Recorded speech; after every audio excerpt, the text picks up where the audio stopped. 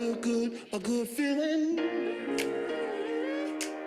I got a good feeling.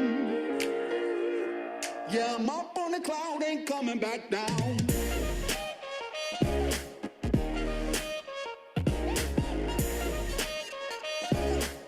I got a good feeling. Yeah.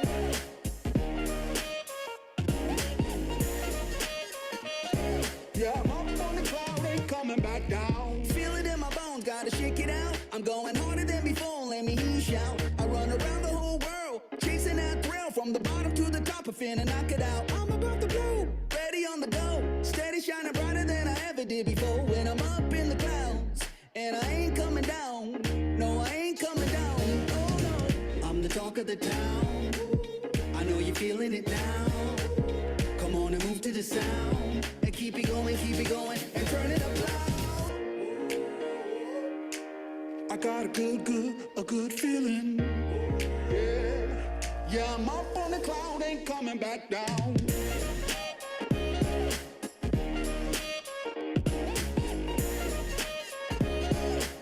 I got a good feeling. Yeah.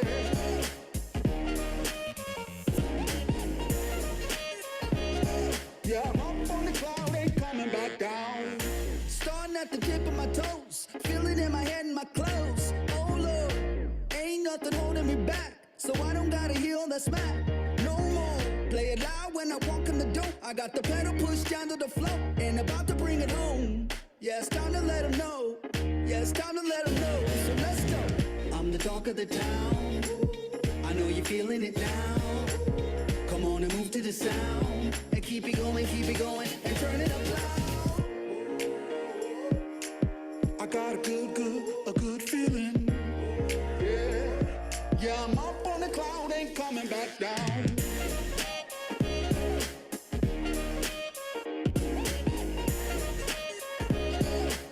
I got a good feeling. Yeah.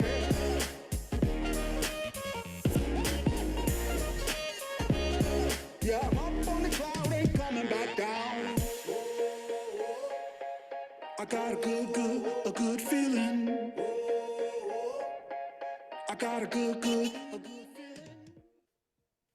All right, everybody, thank you for joining. I'll go ahead and get started as people continue to file in.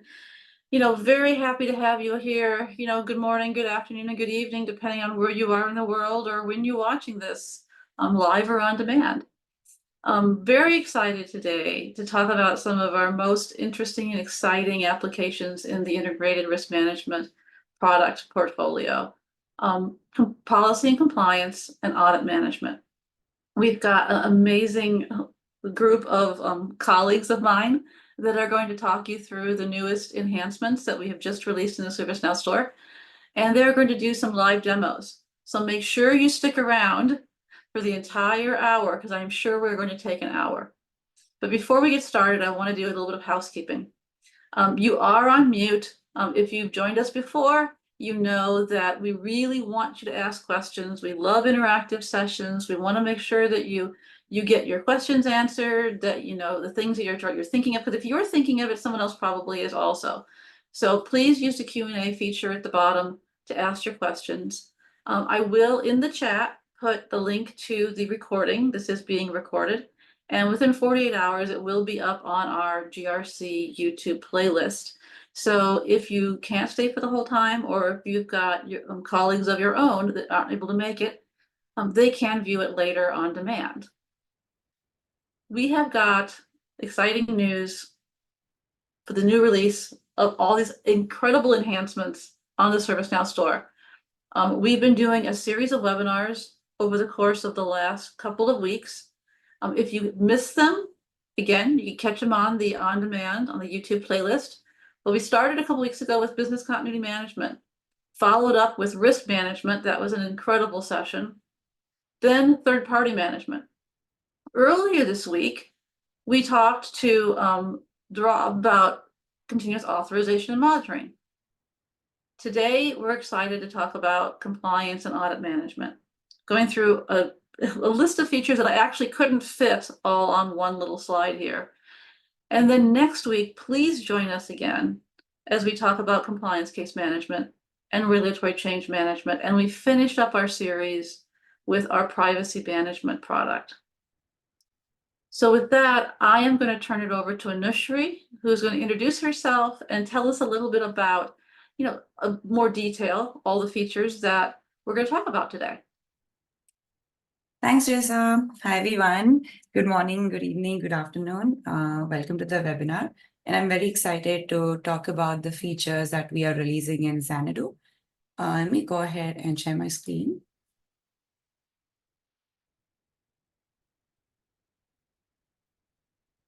And go through the exciting features that we are releasing. So the first one that is already in our store is the Cybersecurity Executive Dashboard, which is the single pane of glass for the personas like CISO to view cybersecurity and risk metrics in single dashboard. We're going to cover that in a bit, and we'll also do the demo. The next feature that we are releasing is enhanced user experience for control attestations. This is something that we all have been waiting for. It's a new assessment engine that will be now can be used by everyone for the control attestations. It has enhanced user experience and different capabilities that will enhance your experience much more.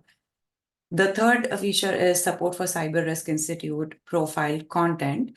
Cyber Risk Institute framework, which is a CRI profile framework, is a framework which is specially developed for the financial organizations. We are providing content which includes authority document citations and control objective, which are based on the CSF 2.0.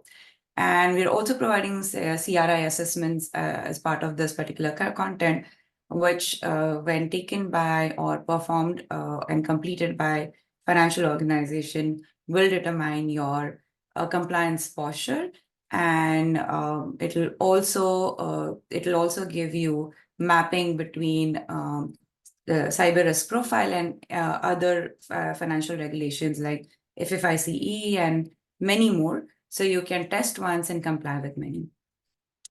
As part of this accelerator, we are also providing content for NIST CSF 2.0, which will come as part of our NIST CSF 2.0 accelerator. So this content will be available, and it is mapped back to the CRI content as well. And finally, we are providing few enhancements on our existing capabilities. One is for cloud document or workpaper management, which we release in Washington for OneDrive. Now we will be supporting SharePoint. And we are also supporting few more features like upload local files to cloud in configurable folder location. Along with that, we're also supporting SharePoint for our policy authoring. So now you can use SharePoint to perform your redlining and author your policy. With that, I'm going to move on to our first feature, which is Cybersecurity Executive Dashboard. The persona that I'm going to introduce here is Karen, who's the Chief Information Security Officer. And the problem that we are trying to solve here is, as a CISO, you don't have one single place to view your cybersecurity metrics, which relates to your security, risk, and compliance. And there's no single operational dashboard, which can be used by CISOs to take quick actions or follow up on all these different activities. So the solution that we're introducing is a Cybersecurity Executive Dashboard, which is a single pane of glass with various metrics from security, such as security incidents, vulnerabilities, operational technology, and we also have risk and compliance, third-party risk, audit, privacy metrics in the same dashboard. This is an operational dashboard, so you can track your quarterly goals to improve security and risk posture. You can also perform peer benchmarking to understand where you are with respect to your peer and with respect to your industry. So a quick overview of this dashboard. This dashboard will allow you to set targets on key metrics, and you'll be able to track the status of the targets that you've set up. This dashboard also will provide you single scores indicating the organization's security, compliance, and risk posture. There will be drill downs available, which will provide you details of the breakdown of the scores contributing to different factors. It'll also provide you insights or a quick overview of what are the various movements happening on the metrics. We also have key postures and operational metrics on IT and OT vulnerabilities, security incidents, and employee readiness. And we have key posture and operational metrics for risk and compliance, privacy, business continuity management when it comes to crisis and events and disaster recovery, third-party risk, and audit. So with that, I am going to switch quickly to the demo and show you what we have. Wonderful. Industry, while you're doing that, we've got a question about whether or not there's additional license required for the cybersecurity dashboard. That's a good question. So there is a licensing requirement. We are providing this dashboard as part of one of the Pro SKUs. So if you have IRM Pro, but you have, let's say, a SIR or a security incident standard or vulnerability standard SKU, you would still be able to install and use this dashboard. If you have one of the Pro SKUs from SecOps, let's say if you have security incident or vulnerability Pro SKU, you can use and see this dashboard even with IRM standard. So one of the SKUs has to be Pro, the others can be standard, and you'll be able to leverage this dashboard.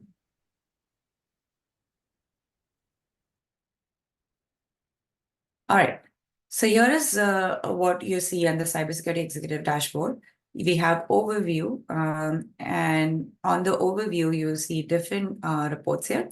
The first one talks about the security score, which is an aggregate score of the various metrics rolling up. So the score is calculated based on your vulnerability, security incident scores, and overall score is shown here.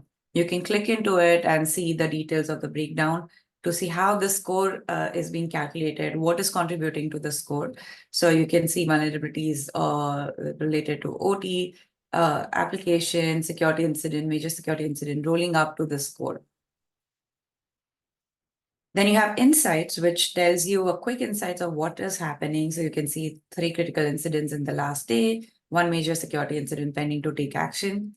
And these insights will dynamically show based on the metrics below. There's a compliance score related report, which tells you the compliance score percentage and trend of compliance score. You can also have a breakdown to understand what is contributing to the score. So you can see the compliance by authority documents, what are the different authority documents by their compliance score, any high priority issues, exceptions, compliance cases. Similarly, you can see the policies as well with all the details around it, and overdue issue aging chart. So you'll be able to see what are the overdue issues, if they are closed or not, and what is contributing to the compliance score overall. Similarly, you would see the risk report as well, which will give you the breakdown of the risk statements and related information as well.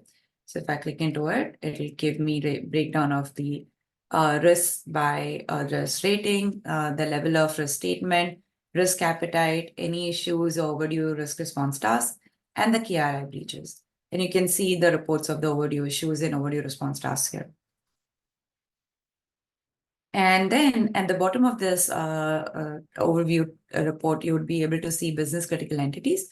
You can pick and choose entities here and see the reports related to the entities. You can see the various scores associated with the entities. If I take an example of this particular entity here, which is related to Asia business unit or legal business unit, I can drill down into the score to see more details around it. So I would be able to see what is my compliance score, what is my risk rating, what is my vulnerabilities score, security incidents as well. And this contributes to my overall score of this particular business unit. So you can go to the drill down for each business unit, all business services, and see what's going on here. Now, at each report level, you'll be able to see targets here. So if you click into it, you can set the target for that particular score. So in this case, I'm going to set, in this case, I have set the target as, let's say, 90%, and you can provide the review date as well, which was July 31st. Since we've not achieved 90, it is still 89. it is off track and it shows up here on the panel. So you can see the compliance percentage, which was a target in 890, but currently we are at 89. Similarly, you can set the targets for security scores and other metrics as well. If you have the benchmarking, if you have opted for the benchmarking, you'll also be able to see the benchmarking related information here, which will show you how you are performing with respect to your peers and in your industry. With that, I'm going to pass it on to Shiva, who is going to cover the vulnerabilities, incidents, and employee readiness. Over to you, Shiva. Thank you, Anishli. Hi, everyone. This is Shiva. I'm going to cover security operations side of the house on the Cybersecurity Executive dashboard. So we have 3 tabs allocated for security operations products. First one being the vulnerability response attack surface management product portfolio. So we have key metrics, both operational and posture related, showing up on the vulnerabilities tab here. So we have mean time to remediate. Again, when we say vulnerabilities, it covers vulnerabilities across all asset types. Host vulnerabilities, container vulnerabilities, and application vulnerabilities, all the scores from each of these vulnerabilities, along with the misconfigurations that come in the configuration compliance application. So all of the scores for all these 4 products is rolled up into singular scores for you to monitor operational and posture of the organization. So there is mean time to remediate, which is indicating the time being taken to remediate vulnerabilities and misconfigurations. And we also have scan coverage, which is an important posture metric, which tells us what percentage of the assets are being scanned for vulnerabilities and misconfigurations. We have a active, critical, and high findings trend to monitor how the vulnerabilities are being discovered in the environment. So these are the primary ones from the IT side. We have similar metrics on the OT, where we have critical and high vulnerability trends on the OT devices, along with the mean time to remediate vulnerabilities on the OT devices. If we drill down into any of these features, like mean time to remediate on the IT side, top one, yeah. You can see the details of the mean time to remediate metric itself, the trend of it, as well as you can get additional insights into some other key metrics which are related to the mean time to remediate. So there is average age of active vulnerabilities. There is a remediation efficiency, which says how soon you are remediating compared to how many detections are being found by the scanners. You also have average age of active vulnerabilities by each assignment group, so you can compare, which is the best performing assignment group compared to others. Can we switch back? As Anishli mentioned earlier, we have benchmarks for some of the key metrics here. You could opt into this benchmarks and you could get visibility into your industry peers as well as the global peers in the ServiceNow customer base. This is an opt-in feature, and the data is totally secure. We only collect aggregated scores, and we have more than 500 customers sharing this information for aggregation and benchmarking. You could set targets on the individual score metrics as well, and they will show up at the top of the dashboard for you to track on a regular basis. The next tab is related to the security instance side of the house, security case management. So we show number of major security incidents that are currently active. What is the average security incident resolution time? If we drill down into that average security incident resolution time, the second one, we can see additional related metrics like what is the average time to eradicate a security incident, what is the average time to identify security incidents, and average time to contain the security incident. So we have a heat map of active incidents that are underway by priority and category. So you could go and look at where exactly the number of security incidents is high and get an understanding of it. And the last one, employee readiness. This is not specific to security operations, but this is an example of how you can integrate with other third-party tools, and could be security tools, could be risk tools as well. You can integrate with third-party tools and bring in the key metrics from those third-party tools and showcase them in the same dashboard without having to switch to a different dashboard or a different product. So this is an example that we provided out of the box. So this is a phishing simulation metrics from the Know Before. If you're aware, Know Before is a phishing simulation tool with which you can run simulated phishing campaigns with the employees of the organization and see how many of them are clicking those phishing links, how many of them are opening them, how many of them are even downloading that attachment. So all of that key metrics about employee readiness or awareness about the phishing campaigns can be showcased in this widget. We have two out-of-the-box integrations, one with Know Before and one with the Microsoft Defender for Office 365 to showcase this metrics. But this is just an example of what you can do with third-party tools. You can bring in any other third-party metrics and surface them on the dashboard. Back to you, Anish. Thank you. Thank you. And the last tab you see here is risk and compliance, where you'll be able to see various metrics related to compliance and risk and other domains as well. So you can see the compliance posture here, which you've seen before, the risk posture as well. And you can also set and use a functional domain capability that we have to tag various data in your system to specifically say or call out that this is a cybersecurity and risk related control or a statement, and only that data could be filtered and shown here on this dashboard. So that capability is available. You can set and use the existing functional domain, which is IT risk and compliance, or a new one which we introduce, and filter out the data accordingly. There's a setting which can let you select the functional domain by default, so your dashboard will be reflected with the right data. Going down here, you'll be able to see the privacy compliance posture, which is a trend of privacy compliance score, how it's trending over time. The privacy risk heat map, you can filter by inherent and residual score, and the heat map will reflect accordingly. Below, you can see the ongoing crisis events. So it shows the ongoing crisis events and the assets by recovery status. So you'll be able to see how many assets have been recovered, not recovered, and the task by status. So how many tasks have been closed out or still open, so you can track them as well. And then you can see the third-party risk posture. So you'll be able to see all your third parties by the industry and the risk rating. You can also see the risk tier and the risk intelligence rating. If you have integration with external third-party tools like BitSight, Security Scorecard, and other tools, you'll be able to start seeing the risk intelligence rating here. And then finally, the overdue high priority issues. You can also filter the third parties by risk criteria. So if you want to just look at the third parties by security risk, you'll be able to do that, and it will reflect on the dashboard here.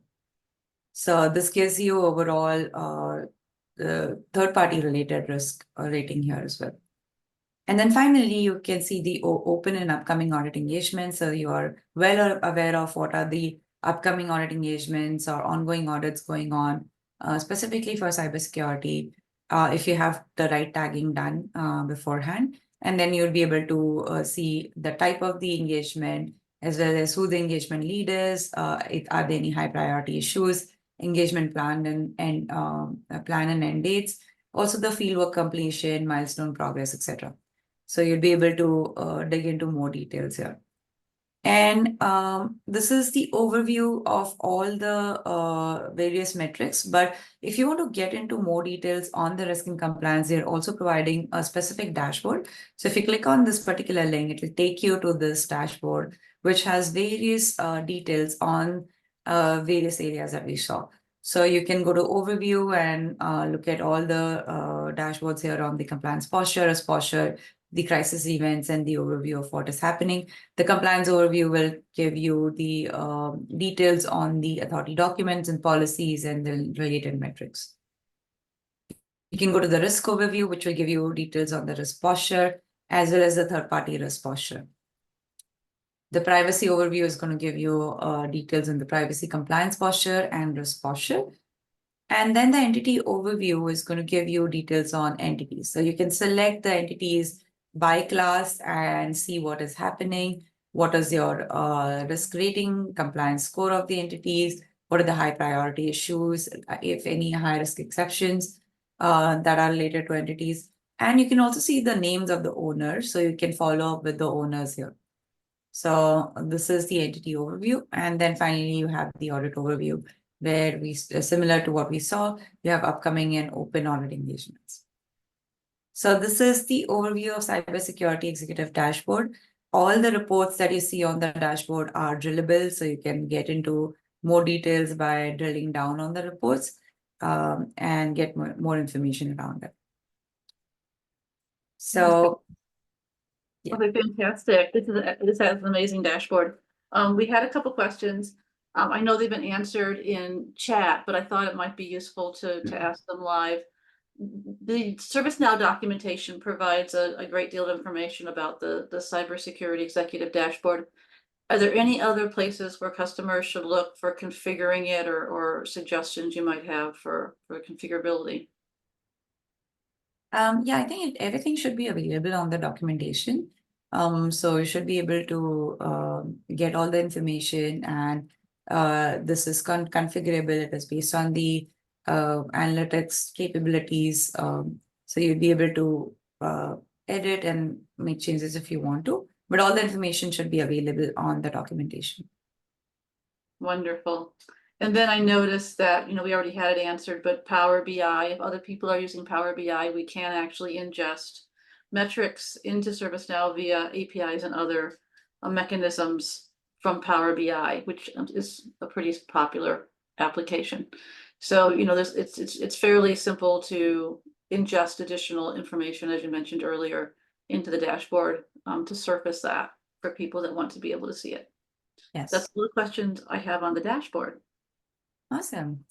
Thank you so much. So I'm going to switch over to the next feature, and that's the enhanced user experience for attestation. So we are leveraging the new assessment engine, which is introduced and available for everyone to use for attestations. You're still able to use the old attestation. There's a choice that you have that you can select on control objective to either choose between old or new attestations. I am going to pass it over to Hari, who is going to take us over what are the different capabilities that you see in the new assessment engine and how it relates to attestation. And he'll be able to demo it to you. So over to you, Hari.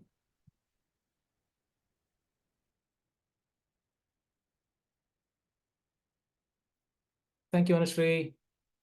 Hi, everyone. Really excited to be part of this webinar. I'm Hari, and I will be walking you through the new Smart Assessment Engine, which is what Anushree was referring to moments ago as the new and enhanced experience in the control attestation world. So without further ado, let us go ahead and quickly take a look at it. So there are two components that I'd like to talk about here. One is the template designer, and the second is the actual assessment itself. So let's take a quick look at both. So where does one design an assessment template? So when I say template, the template designer, where the user designs how the assessment should look like, the questions it should carry, the way it should be organized. So where does one do it? Introducing the new assessment workspace. So you see the list of templates that have already been created. So to create a new template, we click on the new template button. We provide a name. So test control station.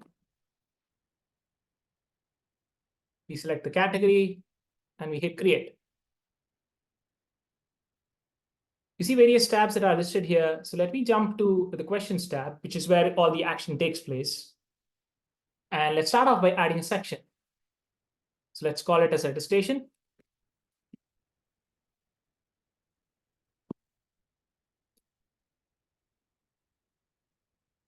And I save. And I proceed to add a question as part of. So as you can see here, you now have a buffet of options, providing the end user to go ahead and choose from this buffet of list of different kinds of questions. So let me go ahead and select a drop down, since my question is going to be, is your control implemented?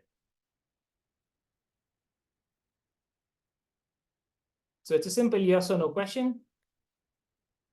So I say yes, a choice, and then no to another choice. So once you do that, you also have additional configurations that you can see where I can make it required, which means it will be presented as a required question for the assessor. I also have additional options like making the attachment or the justification mandatory, or I could also make this question conditionally visible. As I add more questions, I could make the questions conditionally visible based on the response of other question. So you proceed to add the questions and hit on publish, which means that the assessment is now, the template is now ready for use to trigger the assessments.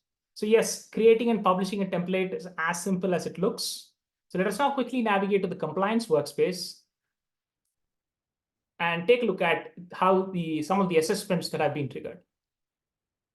Now again, I'm already there in the right place, which is my tasks. And as you can see here, I see all my pending attestations, which have already been triggered in the test for this demo. And as an assessor, I now have an option to take it individually one by one, or I can choose to combine it. As you can see here, the combine button, I can choose to combine it and take them both together. So let's start by choosing one first.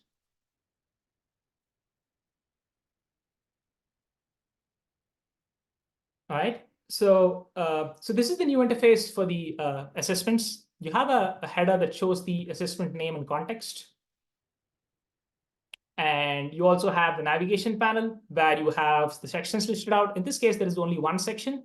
But however, if your assessment has multiple sections, it will show them. And it also shows a nice progress bar. So which means as and when I begin to answer the assessment, the progress is going to be immediately reflected.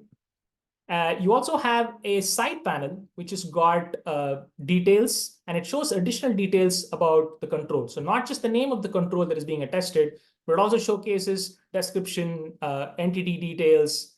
If it's a key control, any classification, it shows quite a lot of other additional details that are all configurable for you. In addition to that, we also have the attachment and the comment section where back and forth comments can be done or any related attachments can be attached. Right, so this is your the center, the heart and soul of the assessment where you proceed to answer the question. And once you answer it, you have an option to submit it all. So it has a lock icon which kind of explains that not all required questions have been answered, but once they have done, the submit will be enabled for you and you can choose to submit it. So that is your assessment experience, which have been leveraged for attestation. You can also view the combine. What we saw as an individual, you can also combine it. I proceed to do a combined attestation because this is a nice utility which presents all the assessments in one single view, so that as an assessor, I can reduce the number of clicks and I will be able to perform my assessments one shot by combining it all and submitting it all together. The filling out the assessment is pretty much similar to the individual assessments that we just saw. But however, once you do it all, you can do a bulk submit all or a bulk reassign feature as well if you choose to. So with that, I pass it on to Anushree, where she will now showcase you how this framework has been leveraged for another use case. So Hari, before we switch over, I've got a couple of questions. If someone built an assessment, would they be able to preview it somehow before they published it?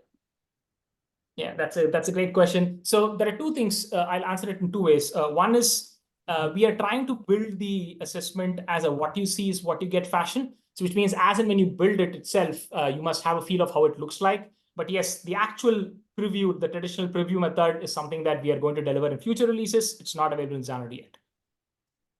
And does someone have to have Xanadu to be able to use a new assessment engine, or is it available in Washington also? We do support N-2, which means that it is supported in Washington as well. The only exception being if your instance is domain separated, then you will need Xanadu. Otherwise, you can use it from Washington itself. A couple more questions. Can you have a dependency of a question on another category? Absolutely. I understand where this question is coming from. It's one of the limitations that has been asked. Yes, you can have a dependency belonging to another category. You can have dependency created on multiple questions as well, and not just one single question as well. Okay. And then this is a very popular feature, which is really nice. Lots of questions. Can you save the attestation to be completed at a later time, or do you, once you started, do you have to finish it? Oh, my apologies for not covering that. So as you can see here, we have enabled autosave here. So as and when you proceed to answer it, the autosave will kick in and then it's going to save it. So there's no physical save button. The system is going to take care of it for you. So yes, you do not have to finish the assessment in one single setting. You will be able to address it. You will be able to take n number of settings that you want to before you submit. Wonderful. And if the attestation is built for a common control, will the attestation result automatically create a cascade of related controls, or how does that work with the controls? So attestation can be created for control or common control. Currently, when you attest a common control, the result of control status, which is compliant or non-compliant, is cascaded down to all the reliant entities. So that's how it works today, and it'll continue working like that. It's just that you can take the new assessment engine, you can take the attestation using the new assessment engine for the common control as well. Wonderful. And then again, a couple more questions. Thank you for the questions. Keep the questions coming. We like them. There was an attachment that we saw on one of the attestations, and we've been adding additional features to be able to reuse these attestations for evidence and things like that. So can the attestation that has been added, the attachment that's been added to the attestation, is it reusable as evidence for an audit engagement? Repository of attachments. It's not yet there, but we are tracking it for the future release. Thanks for asking. Okay, then the last question for right now, the scoring. Is this new assessment, how does the scoring on the assessment engine work? So the scoring is, interestingly, the scoring is what we are actively working on for the next release. So I will be happy to talk about that as well. But in Xanadu, there is actually no scoring enabled. So it's going to be handled in the next release. Okay. And then I guess now the final question. Can multiple people respond to the survey or the assessment for their individual sections? So as of now, we have enabled a reassign option, which means that once you finish it, you can pass on the bucket or the assessment to the next person to answer it. But we understand the importance of collaboration, and once, in fact, collaboration and delegation as well. So which means multiple people being able to work on the same assessment simultaneously. That is also another future upcoming release, which is there in the roadmap. But in Xanadu, you have the capability of reassigning. So which means you'll have to pass it on, finish your area, and then pass it on to the next assessor to perform and submit. Which is still wonderful. I mean, you're still able to have multiple people answer the same questionnaire or attestation, which is really the point here. All right, Anushree, I'm going to pass it over to you to continue going. And I'll keep the questions coming, and next section we'll get the rest of the questions answered. Yeah, one last thing, since I see that question, yes, you will be able to use the assessment engine in Washington, D.C. itself, unless if you want it to be domain separated, in which case you cannot. I hope that answers the question. Perfect. Thank you. Awesome. So yeah, I see a lot of excitement, and I'm excited as well because there's a rich roadmap for new assessment engine and a lot of the capabilities that everyone wants for attestation or any other type of assessment will be coming up soon. So to summarize what we saw right now, there is of course enhanced user experience for new assessment engine. You'll be able to perform your attestation using the new user experience. But if you wish to still continue using the old one, we'll still give you the choice to do that. There'll be additional reference information like control description, key controls, etc. for attestation respondent on the right-hand panel. And you can configure that as well. So there'll be more context to what you're testing to. You can provide justification and attach file to each question. You can easily respond to attestation at the same time by opening multiple attestations in one combined view, as Hari was showing, and submit all the assessments collectively with a single click. There are rich capabilities like autosave and others. So, and there are many more that are coming up. All right. So with that, we are going to move on to the next topic, which also uses the new assessment engine. So I'm going to demo what we've done here. So the Cyber Risk Institute Accelerator, which is in this case, the persona that we are looking at as a cyber risk or compliance manager, was responsible for their organization's cyber compliance posture. In this case, Tracy needs to ensure the problem that she faces, that she needs to ensure the organization is protected from cyber risk by complying with all the regulations that are applicable to their financial organization. So she spends a lot of time and effort in implementing controls from over 2,500 regulatory expectations that apply to her financial institute. So the problem that we are trying to solve is with the Cyber Risk Institute Profile Accelerator. This accelerator will provide the CRI profile content. The CRI profile, which is a common controls accelerator, which is based on the NIST CSF 2.0. The common controls that are provided as part of the CRI profile map to over 2,500 financial regulatory expectations, and which makes it easy for you to test once and comply with many. The CRI profile assessments, which we provide as part of this accelerator, determines the cyber compliance posture of the organization, and it is performed based on the applicable tier of the organization. So if you're in tier 1, which is more of a global financial organization, than tier 2, which is more the country-based or the state-based. So there are 1 to 4 tiers. Based on what tier you fall under, you can perform specific CRI assessment, and you can determine the compliance posture of your organization. With that, I'm going to quickly give you an overview of what CRI is. So the Cyber Risk Institute is focused to collaborate with financial sectors and regulators to streamline the standardization across risk management. Using the financial sector consensus. So they do have a group of financial organizations that are part of their consensus, who provide them feedback and provide them feedback also on the content. They have come up with a CRI profile for better cyber compliance management. The CRI profile is based on the CSF 2.0. They have added their own control objective, which are called as diagnostic statements. And these diagnostic statements map to over 2,500 financial service regulatory references.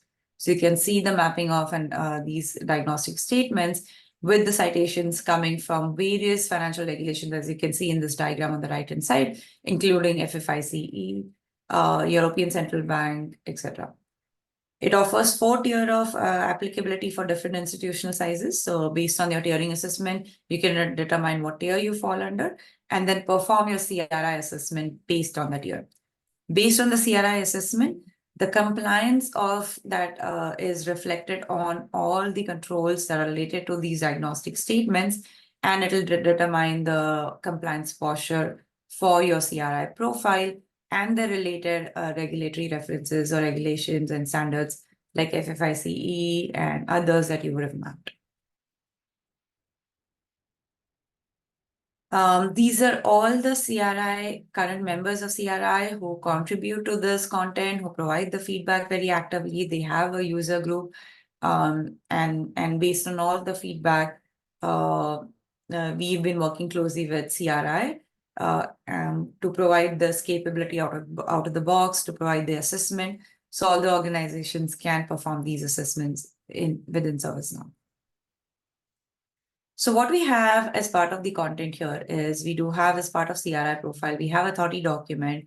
We have 318 citations that are mapped to control objectives, and citations coming from the CSF 2.0 and FFICE CAT. You can see that CRI tiers, there's tier 1, 2, 3, and 4. Each tier has a set of control objective. Tier 1 is 318, and tier 2, 3, 4 are subset of that tier 1 control objective. So tier 2 will contain 311, 282 in tier 3, and 208 in tier 4.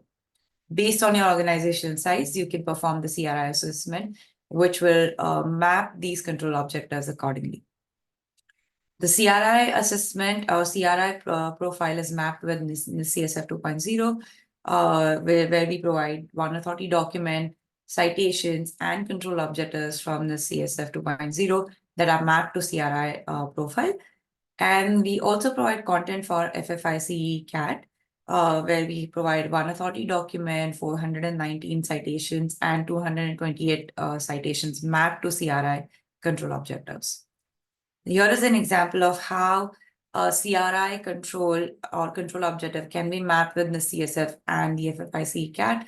In this case, I am taking an example of IDAM 0.7, 0.1 citation from CRI profile, which is mapped to the CSF accelerator, the CSF 2.0 control objective, which is IDAM 07. And it is also mapped with the FFIC CAT citation. And you can see the citation example here. So this is how we provide the mapping out of the box. And I will quickly get into the demo and show you what we have. And while you're moving into the demo, this is available in professional and enterprise, correct? Yes. Yeah, this is part of IRM professional and enterprise SKUs. So here you can see the content that we provide out of the box. So you can see the content for CRI Profile 2.0. You can see the content for FFIC CAT and NIST CSF 2.0. So this is coming out of the box with this accelerator. I'm going to show you how CRI Profile looks like. So this is an example of CRI Profile, which is an authority document. And you have the citations under each. Each citation has the associated child citations or control objective. In this case, you can see the control objective that is associated with this particular citation.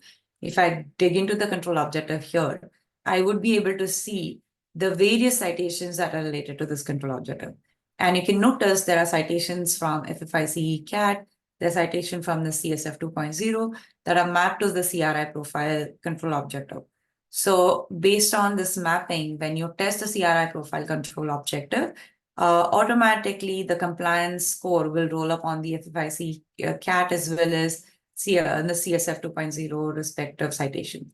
And you just need to test once and automatically comply with various citations and regulations here.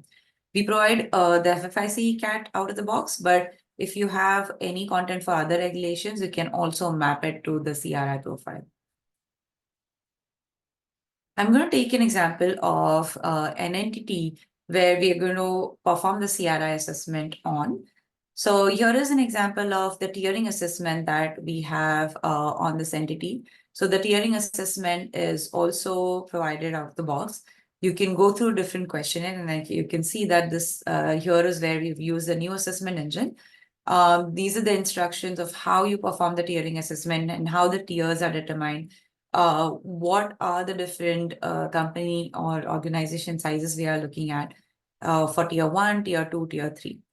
So if you go through the tiering assessment, and I'm going to choose, let's say, one of the I'm going to answer one of the questions here. And once I do that, I can go to the next section. Since I've answered the first question in the tier 1 section, the tier 2 and tier 3 questions are not applicable to me anymore. And I'm going to go ahead and submit this. Once I submit this, it is going to calculate the tier for me and assign it to my entity. So if I go back to my entity and go to my details section here, it is going to determine the tier and assign it out to my entity. So in this case, the tier 1 is calculated, and you can see that this is assigned here. And based on the tier that is assigned, you can slowly now see the controls being created based on the tier. So because it's a tier 1, there are 318 controls that will be control objectives that will be associated with this entity, and it will generate 318 controls here for you. And then you can perform your CRI assessment, which will show the impact on these 318 controls. What I'm going to do now is go ahead and initiate the CRI assessment. Once I initiate the CRI assessment, the CRI assessment will be created and you'll be able to perform the CRI assessment. The CRI assessment is available in your task inbox as well. So if I come here, I would be able to see the CRI assessment. If I open that up, this is a standard CRI assessment provided by CRI. It has different sections, again, mapped to the NIST CSF 2.0 function. So you can see the new govern function added here: identify, protect, detect, respond, recover, and extend. Each one of them will have set of questions that you would need to answer. Currently, you can assign this questionnaire to one respondent, but in future, when the new assessment engine will come up with the capability to assign out the questionnaire to multiple users or group of users, you'd be able to assign out different sections to the users or group of users who'd be able to collaborate and answer the question. This is a long questionnaire, so you'd be able to go through one by one and answer the question. Each question maps to a diagnostic statement, which is a control objective from CRI. So when I answer the question as yes, no, or any one of them, it also gives me an ability to provide a justification as well as attachment to the question. I can also view the guidance around the question. So the guidance is also provided by CRI, which gives you what the response guidance should be and what are the example of effective evidence. So looking at this, you can provide your evidence or you can provide your guide response as well. This particular guidance is available on each and every question, and you'll be able to see how do you want to respond to it and how do you want to provide the evidence as well. So once you go through all the questions here and all the sections, at the end of it, you will be able to submit this assessment, and the result of the assessment will be reflected on the control. Since it's a long questionnaire, I've already gone ahead and submitted it for another entity. So I'm going to give you the example of that. So here is where I have already completed the assessment. And once I look at this is everything is completed and I've submitted the assessment. Because I've submitted the assessment, the compliance status of each and every question will be reflected on the controls that are mapped to the entity. So I can see that each and every control is either compliant, non-compliant, or not applicable based on the answers that you've provided. And you can see the effect of the non-compliance and compliance on the CRI profile when you go to the home page, and you'll be able to see the CRI profile and the related compliance percentage or compliance score. You can see the 43% of compliance score here. And with that, you can also see the compliance score reflected on FFIC CAT as well as NIST CSF 2.0. Because these two regulations and the related citations are mapped on this CRI profile, as soon as the controls are either marked as compliant, non-compliant, and the score is calculated here, you can see the score reflected on FFIC CAT as well as the CSF2. So that is how the common control structure works, and you can test once and comply with many. So that's how the CRI assessment looks like. If you have any questions, you can post it in the questionnaire. But in addition to CRI profile accelerator and the content we provide, we're also providing the content for the CSF 2.0, which I already explained before. But this content will also be visible in the NIST CSF accelerator application. So if I go to the NIST CSF content here, you'll be able to see then the CSF menu, and under each of the section here, and the new section is added for govern, you'll be able to see the related control objectives and policies that are added for 2.0. So you'll be able to see the NIST CSF 2.0 policy as well as the control objectives under it. And we've also added the authority document as well as citation from the CSF 2.0. So the content is available, and as soon as you install the CSF 2.0 accelerator, you can see the mapping between the CSF2 and profile, the CRI profile being established. So that's about the CRI profile accelerator content as well as the CSF 2.0 content. If there are any questions, I'm going to pause.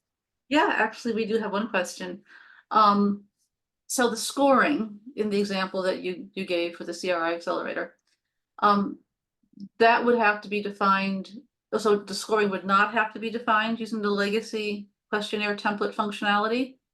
No. So currently, based on so we provide the mapping between the questionnaire and each question and the control. So once you answer the question, the score or the compliance status will be reflected on the control, and the score will be calculated automatically. So we don't have to configure any scoring logic on the assessment as such right now. But in future, we are also planning to provide the risk score part of it, which is where we are going to provide out of the box scoring with respect to risk score as well, which will come in future. But for right now, we are providing only the compliance percentage or compliance score that rolls up, which is out of the box. And I assume if you had your own scoring logic, you can Yes. you can use that too. We're Correct. not making it rigid. Correct. Perfect. That's it. That's all the questions for the accelerator for right now. Awesome. So I'm going to move on to last two topics. And since we have only 5 minutes left, I'm going to quickly move on and cover these topics. So the next one is the workpaper management using SharePoint. We did have support for OneDrive in the previous release, and there are new capabilities that we've added as well. So just to recap, we are providing an ability to manage your workpapers or cloud documents using SharePoint. You can connect to existing SharePoint files, which could be any files, XLS, DocX, PPT, etc., available on SharePoint. You can also upload the local files to SharePoint. This is a new capability, which allows you to upload the local attachments on your local machine to SharePoint. And when you upload it on the SharePoint, we upload it automatically in a folder. The folder can be pre-configured as well using the dynamic variables. So you can, if I'm on an engagement, I can configure a folder like audit, engagement name, engagement type, and this folder will be created automatically on the SharePoint site, and the file will be located inside this folder.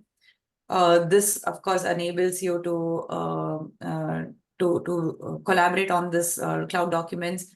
We provide the cloud configuration, the permission or access control for these cloud files. So you can define who gets read and write access to these cloud files based on what conditions, on what state of the record.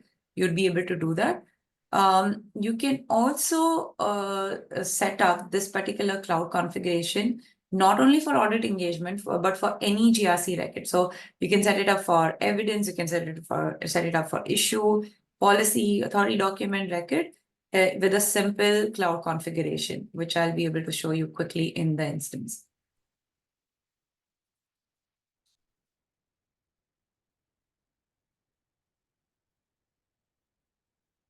Okay, so I am going to quickly come here.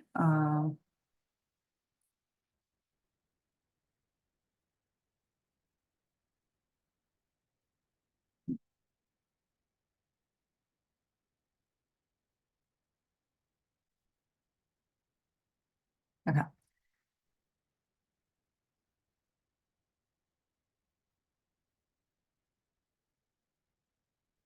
So here is an example of the cloud configuration that I was talking about, which I've configured for audit, and I can also decide it on the type of the audit, what I want to configure. In this case, I'm saying if the audit engagements are of type internal audit, then I want to upload my local files to this configurable folder.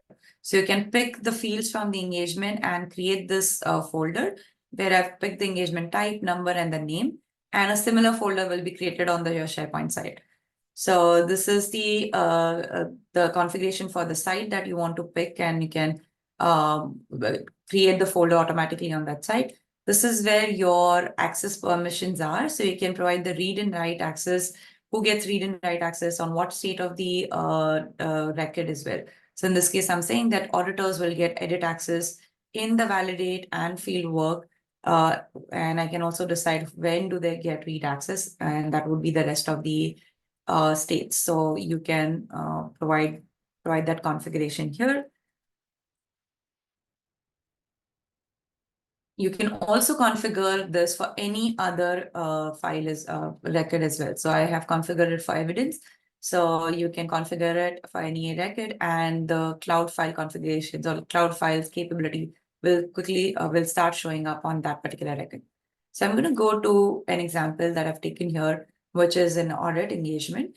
Here you can see the new tab, which is cloud files. As soon as you configure the cloud configuration, this cloud files tab will start appearing on the record that you've configured for. Here I can either link a cloud file from SharePoint, which is any SharePoint file that you have on the SharePoint site. you can quickly link to it, or you can upload existing local file to SharePoint. So I'm going to go ahead and upload one of the files here.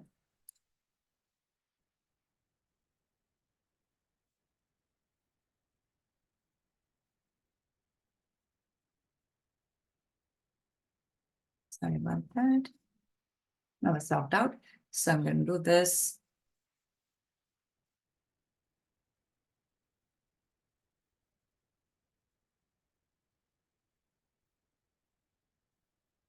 Yeah.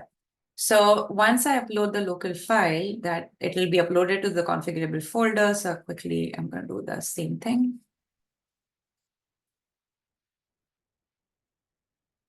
Once I upload it, it'll automatically upload it to cloud, and the link will be available here for me. So when I open up this link, this file will be opened up in cloud, and this particular file will be available under the configurable folder. So in this case, I'm just going to refresh my SharePoint site to show you how that folder is created. So under audits, I see different folder, internal audit. That's the path I provided. This is a new folder just got created based on the name of the engagement, and the audit engagement memo template is added here. So this is automatically done, which is a new capability, and the SharePoint integration is available for cloud file configurations. And then I'm going to quickly move on to the policy authoring. Again, policy authoring, we had support for OneDrive. You could configure SharePoint site, which was one single SharePoint site before, but now you can connect to multiple SharePoint sites. So if you have your policies managed on multiple SharePoint sites, you can connect to those policy documents, and you can start managing and performing the redlining of the policy. So I'm going to quickly come here and just show you what it looks like without going into too many details. So here is how the difference would be. So if you click on connect to existing file, you will be able to provide the SharePoint site URL and the folder path, and then connect to the existing document on SharePoint. So this is a new change on the policy, where you will be able to perform or connect to the existing file from the SharePoint location. Everything else remains the same. The entire flow of redlining and authoring remains the same. This is a change that we've done. So you'll be able to perform redlining on linked documents also? Redlining on the linked document on the cloud documents, yes. You'd be able to perform and collaborate on these cloud documents that I was showing before, and collaborate on it on SharePoint. And the access to these documents will depend on the configuration that I was showing you earlier. And I'm assuming that the permissions, they sync with the SharePoint site permissions automatically. Yes. Awesome. I'm going to steal your screen here. Those are all the questions that we have right now. We've got a couple minutes here. So if you've still got a question, please feel free to ask it. I wanted to pop up ways to connect with us through our risk website on the community. If you look in the chat, you'll see a link to be able to register for additional webinars, or look at the YouTube playlist. You can also use these QR codes here. And then we do have on a blog with all of our events throughout the year. So please, feel free to grab a hold of these, this link here, and check out what's coming up. We have lots and lots of things coming up throughout the year. I want to thank all of our presenters for all the amazing information, for the fantastic demos that they did. And I want to thank all of you that joined us today, and we hope that you enjoy it and join us for our next webinars coming up next week. So thank you very much, and have a wonderful day.